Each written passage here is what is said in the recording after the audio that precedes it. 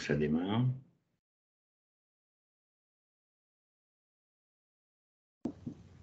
Voilà. Ben, nous revoilà. Pour la suite. Pour la suite. Salut, Alors, j'ai d'autres petits mots-clés qui me sont venus à l'esprit. La personnalité, le corps de désir. Quand on parle de personnalité et corps de désir, est-ce qu'on entend par là l'ego? Et à l'intérieur de nous, il y a bien sûr plein de choses qui se passent et bien sûr l'esprit qui nous envoie l'événementiel. Et des fois, il nous envoie l'événementiel et c'est vraiment intense. Et on dit on a confronté l'esprit. Mais comment le confronter? Parce qu'on voit beaucoup de vidéos, confronter son esprit, mais comment le confronter d'une manière à ce que ben, on ne soit pas dans un jeu. Parce qu'en fait, clairement, j'ai l'impression qu'en fait, il y a un jeu intérieur, donc le jeu, et puis après, il y a l'ego, et puis après, et là, en fait, à un moment donné, on bug complètement. Donc, est-ce que c'est voulu, pas voulu? En tout cas, voilà, cette notion de ce que tu m'avais déjà dit, donc sur le corps de désir, sur les personnalités, parce que ça nous impacte. Et là, on est vraiment dans ce côté un peu émotionnel, le corps émotionnel. Bien. Là, il y avait beaucoup de questions dans la question. Ah, J'ai punaise. tâché de, Ça, c'est mon j'ai temps. tâché de Disons, cerner ça du mieux que je peux. tu veux que je reformule peut-être ou ça va? Oui, je préférerais. J'aimerais en fait intégrer ou peut-être comprendre, j'aime pas ce mot-là, comprendre, mais pourquoi les personnalités, les corps de désir vont faire en sorte que ils vont tellement résonner face à l'événementiel de l'esprit et qui fait qu'en fait au niveau du corps émotionnel on va être impacté parce que bien sûr le corps physique va être touché mais avant il y a quand même le corps émotionnel. Là je parle pas encore du corps mental, on est vraiment Dans le dans, corps on va dire émotionnel. couche par couche parce qu'effectivement de mon côté c'est le corps émotionnel qui prend vraiment beaucoup plus à chaque fois. Bien. Donc, le corps émotionnel, c'est, en tous les cas pour moi, le corps qui est basé directement sur le mental cognitif et qui est encore animalisé. Alors, je m'explique, quand je dis animalisé, les animaux réagissent aux événements. Ils réagissent par la peur, la fuite, la sidération ou l'agressivité, ou carrément ils font rien. Donc c'est encore un corps qui est animalisé. Je n'ai pas dit que c'était un corps animal, c'est un corps animalisé. Petit à petit, en tant qu'humain, il nous est demandé de passer au-delà de ça. C'est-à-dire ne plus avoir d'émotion, c'est pas ce que ça veut dire, mais ne plus réagir aux mouvements qui traversent le corps émotionnel. C'est une sacrée nuance. Lorsque je ne pars plus de mon corps émotionnel pour faire quelque chose, je ne suis plus en réaction. Je peux donc rentrer dans la phase plus ou moins élaborée de l'action juste, en fonction de mon propre développement, de mon corps mental. Parce que c'est le corps mental qui va maîtriser le corps émotionnel. Quand je dis maîtriser, c'est-à-dire qu'il prend acte du mouvement énergétique qui traverse le corps émotionnel, puisque je suis en relation avec mon environnement, je suis en relation avec les autres. Mais je ne m'embarque pas dedans. Le corps de désir, qu'est-ce qu'il va faire? Il va se comporter de façon animale. Il va vouloir être le meilleur. Il va vouloir foutre le camp. Il va vouloir faire des tas de choses qui sont liées à son émotionnel, parce qu'il ne supporte pas l'énergie qui est en mouvement à ce moment-là dans son corps. Donc c'est à moi de reprendre en charge cette émotion, à la vérifier, à l'engrammer, de façon à ce qu'elle puisse s'exprimer, mais qu'elle puisse s'exprimer sans blesser autour de moi, sans me blesser moi-même. C'est-à-dire, en fait, je commence à maîtriser ce mouvement énergétique dans mon corps émotionnel. Je commence à le maîtriser. Je dis bien je commence, Oui, parce parce que que c'est c'est un exercice. Voilà, je mets au défi les gens de pouvoir maîtriser intégralement leur corps émotionnel. Il y en a, il y en a. Mais je ne mais pense c'est pas pas que ce évident. soit à ces personnes-là qu'on s'adresse pour l'instant. Il s'agit de comprendre comment fonctionne le processus du corps de désir. Dans le corps de désir, c'est le corps qui nous animalise. C'est un corps retardataire. D'accord? Ça ne veut pas dire qu'il n'y a pas d'envie, pas de projet. Ça veut dire que ces projets ne doivent pas être basés sur l'envie de quelque chose qui, de toute façon, n'arrivera pas. Ça n'arrivera tout simplement pas parce que ce n'est pas ce que l'esprit aura choisi. Donc, l'événementiel, nous allons réagir d'une manière réactive lorsque c'est notre corps émotionnel qui s'en charge. OK. Et qu'est-ce que ça va donner? Ça va donner une surcharge énergétique qui va embrayer sur le corps physique et notre corps vital, puisqu'il n'a pas été maîtrisé par l'étage au-dessus, le corps mental. Si le corps mental régule, ben automatiquement, là on parle du corps mental, pas de l'intellect. Si le corps mental a la maîtrise du corps émotionnel, donc on est un peu moins animalisé, entre guillemets, on est moins dans la réaction et on est un peu plus dans l'action. L'action juste, du moins le plus juste possible pour le moment et notre propre évolution là où on en est. Il s'agit toujours de se jauger. Il ne s'agit pas de se juger, il s'agit de se jauger. Où j'en suis avec ça, ok, ben, j'y suis pas encore, ben, je viens de me rendre compte que j'y suis pas encore, ok, ben voilà, ça veut dire que l'esprit vient de me créer un événementiel qui attire mon attention sur ma faille. Donc je vais visiter cette faille. Aujourd'hui, maintenant, tout de suite. Ou plus tard.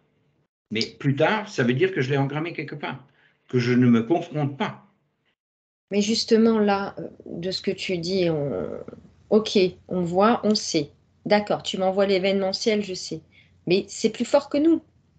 Qu'est-ce qui fait que c'est plus fort que nous et malgré qu'on le sait, malgré qu'on dit ok, on va pas faire, qu'on le sent à l'intérieur et ça déstabilise hein, et c'est compliqué. Et puis on se dit ben non, mais je vais faire comme ça. Et puis finalement, ça se passe pas du tout comme ça, comme si on ne maîtrisait pas notre corps. Et donc nos Comme on ne émotions. maîtrise pas notre corps ou comme on ne maîtrise pas nos corps. Soyons clairs. Si je commence à forger, eh bien, il faut déjà que je regarde celui qui s'est forgé. Je commence par le début. Puis après, il va peut-être me donner une pièce et puis je vais taper dessus. Puis je vais me taper sur les doigts ou je vais taper à côté. Voilà.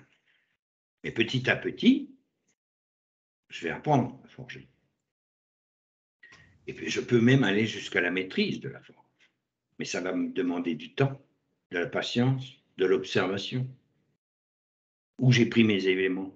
On va considérer que le forgeron, le maître forgeron, c'est notre esprit, et puis que notre corps physique doit suivre. Il doit commencer à apprendre des gestes, il doit apprendre à maîtriser ses gestes déjà. Sinon, je tape à côté. Ensuite, je vais être obligé d'apprendre un certain nombre de choses pour forger de l'acier. C'est certainement pas en le trempant dans de la guimauve que je vais forger de l'acier trempé. Il va falloir que le feu rencontre l'eau. Et l'eau, c'est l'émotionnel. Et ça dégage de la vapeur. Et la vapeur, non. Ça dégage des peurs, ça dégage des mémoires. C'est l'analogie du. Donc, il n'y a rien qui presse. C'est notre volonté, quelque part, c'est bien aussi parce que derrière, il y a une volonté, notre volonté, qu'on est en train de forger. Je vais y arriver, je vais aller vers l'évolution. Et c'est petit à petit, grâce à l'événementiel, et en se tapant sur les doigts ou en tapant à côté, qu'on y arrive. Hein, il n'est jamais tombé un maître du ciel. Hein, parce que celui qui tombe du ciel, le maître qui tombe du ciel, il a déjà forgé sur d'autres planètes. D'accord? Il sait forger, il est déjà maître forgeron, celui-là. Hein, okay. C'est intéressant parce que on se dit toujours, hein, j'entends aussi autour de moi les gens que je suis en coaching, ils me disent je comprends pas, j'ai ouvert la boîte, je travaille sur moi et j'ai encore plus de merde qu'avant. Absolument. Alors que ceux qui voilà, ils prennent la vie comme ça, ils ont peut-être leurs petits soucis aussi, mais ils ont moins de problèmes et on se dit mais je comprends pas. Je fais en sorte de travailler sur moi et plus je travaille sur moi et plus c'est complexe. Et là, vraiment, quand tu parles de ce feu qui cherche l'eau, et qui vont à un moment se confronter, est-ce que c'est justement parce que nous, on se dit oui, ok, prendre conscience que on est dans le processus, alors que d'autres ont choisi de ne pas l'être. Et c'est voilà. Ils sont également, je t'arrête tout de suite, ils sont Ah, également dans le processus. ok. Ils le vivent d'une manière différente. Ce qui va être commun aux deux voies, on va dire, Ouais. c'est que la prise de conscience peut aussi se faire sur d'autres plans, sur d'autres niveaux. Et ce que nous observons n'est pas forcément juste. La personne a peut-être choisi une autre voie, on n'en sait rien. C'est intéressant. D'ailleurs, ce n'est pas les autres dont il faut qu'on s'occupe, c'est de nous. Oui. Donc, Alors, chaque... peut-être qu'ils sont dans un processus, comme je te l'avais dit dans les créateliers ou lors du jaugement, dans un processus rouge, ou enfin un des débuts des processus évolutifs. Et du coup, ils se sentent bien parce qu'ils sont dans un environnement matériel et qu'ils ont réussi à se sécuriser avec le matériel. Mais ça, on n'en sait rien. Nous pouvons très bien rencontrer des gens qui, d'apparence, vont bien, mais en fait, ils mettent ça sous le boisseau. Ok. Mais c'est important de le préciser parce qu'effectivement, on regarde peut-être trop à l'extérieur et finalement, il y a des processus qui sont différents, sauf que nous, on n'a pas la maîtrise de tous les processus. Et on suit notre processus en pensant que peut-être c'est celui-là le processus. C'est en suivant notre processus qui nous est attitré, sympathique, tout ce que tu veux, quoi. C'est en suivant notre propre processus que petit à petit, on peut accéder à la connaissance, enfin au savoir du processus de l'autre. Et du coup, c'est là qu'on ne commet plus d'erreurs. Parce qu'on va adapter la forme de notre expression, ou la non, ou ne rien dire, hein. Mais si on rentre en relation, on va rentrer en relation juste. On ne va pas faire souffrir l'autre parce qu'un de nos mots a été maladroit. Mais il n'y a pas de hasard non plus. Si nos mots sont maladroits au moment où et qu'on blesse quelqu'un, il ne s'agit pas de culpabiliser, il s'agit d'en tirer la quintessence et de dire, ah, bon, là j'ai mis quelque chose en mouvement que je ne voulais pas. Est-ce qu'on ne le voulait pas? Ah, est-ce qu'on ne le... Alors, consciemment, on ne le voulait pas. Mais inconsciemment, on a peut-être été poussé à le faire de façon à pouvoir déclencher un mouvement énergétique chez l'autre. Pour l'heure, moi, je n'en sais rien. Donc, je vis ma vie comme il me semble bon de la vivre. Je m'arrange pour que, lorsqu'on a des rencontres et des échanges, ils soient le plus porteurs et le plus efficient pour la personne avec qui je suis en relation, ou les personnes avec qui je suis en relation, et le restant du temps, je m'abstiens. Je n'ai rien besoin de prouver, j'ai rien besoin de ci, de là. Si nous faisons ces échanges, c'est qu'il y a une raison. C'est que quelque part, on est poussé à le faire. Parce que c'est en parlant qu'on s'entend quelque part parler, à tel point que je suis obligé de me repasser mes vidéos pour des fois en apprendre un peu plus. Mais au moment où je suis branché sur ma propre énergie lorsque je réponds, je ne réfléchis pas. Je ne pense même pas. Ça vient. Voilà. Alors des fois, ça peut ne pas être adapté pour certains, mais ça veut juste dire, prenez ce qui vous convient et laissez le reste. Il n'y a pas réellement d'intention, il n'y a pas réellement d'attente là-dedans. C'est pour ça que ça s'appelle les informels. Oui. Enfin, pour donner une autre forme encore. Voilà. Mais on est dans le monde de la forme. Donc il faut bien, à un moment donné, passer par le verbe. Oui. C'est bon? Ouais. Je ne sais même pas si j'ai répondu à la question, c'est parti comme ça. Je ne sais plus c'était quoi la question. Voilà, ça c'est très bon signe quand on ne sait plus quelle était la question et que l'autre ne sait même plus quelle réponse il a donnée. On peut presque considérer qu'on a passé la frontière du mental cognitif.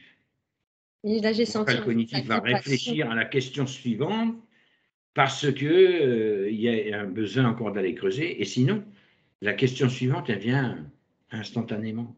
C'est ça. Parce que ça arrive souvent, tu sais, quand on est en discussion avec quelqu'un Eh bien, soit on va lui couper la parole, ça arrive, hein, des fois qu'on coupe la parole, soit on va le laisser d'un coup. Ah ben je me rappelle plus de ce que je voulais te dire, parce qu'en fait on n'était pas dans une écoute vraiment active et on était en train de penser à sa question.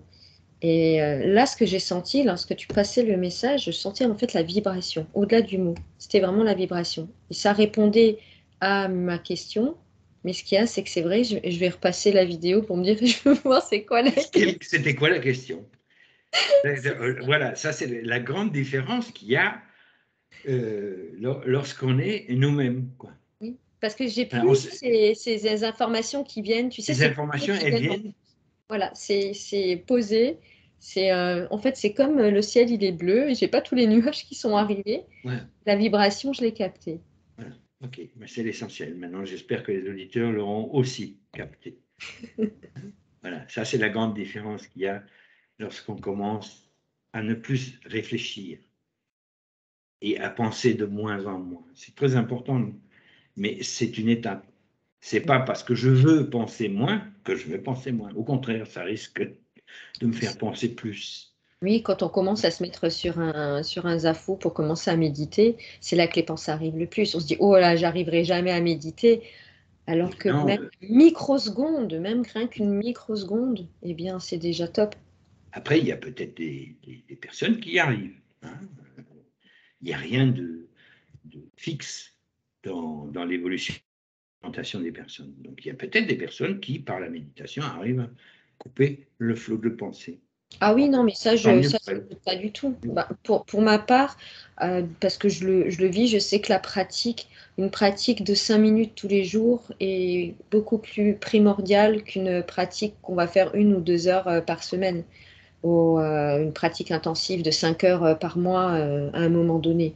Donc vraiment, une petite pratique amène déjà des outils pour pouvoir aller vers là. Et effectivement, il y a des gens qui arrivent à être en état de conscience totale, hein, où ils sont posés, mais c'est un entraînement. Et comme dit, si ça vient d'un coup, eh ben, c'est qu'en fait, il a déjà fait ses processus sur d'autres plans. Tout à fait. Bien. Alors, Voilà. tu es figé là pour l'instant. Je crois qu'on va arrêter là. Oui, Peut-être.